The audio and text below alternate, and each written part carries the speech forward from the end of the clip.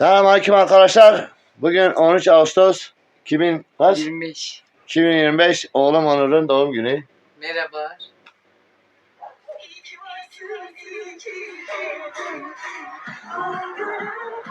Ben Onur Serme.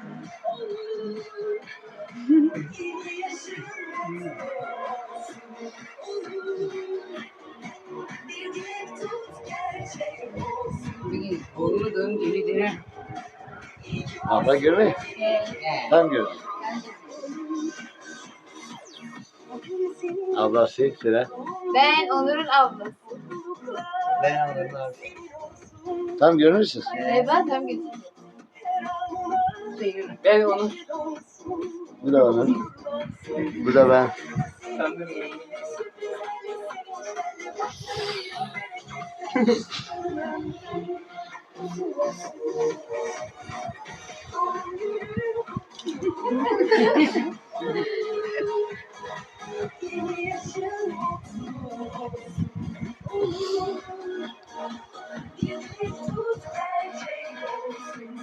Onur. Onur. Anam ne değil? Onur. Bugün çok mutluyum çünkü ailem yanımda.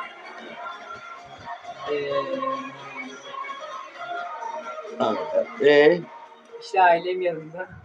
Evet, cümle özürlüsüdür oğlumuz. Cümle kuramıyor. Yine mutlu ne? Mutluyum. Mutlu değilim ben vallahi. Mutlu değil, vanlıdır, yalan atıyor. Vanlıdır, yani neyse mutlu ya. Yalancıyım ben. Yalancı. Yalancı, hadi yemek yiyoruz. Evet, bu nimetler bizi bekler. Görüşmek üzere. İyi adam. Onur. Onur. Murat kapat da. Onur konuş. Ben Onur Serme'yim. Onur yarın çocukların torunlarının üzerinde diye benim ne geri zekalı bir babam deden var.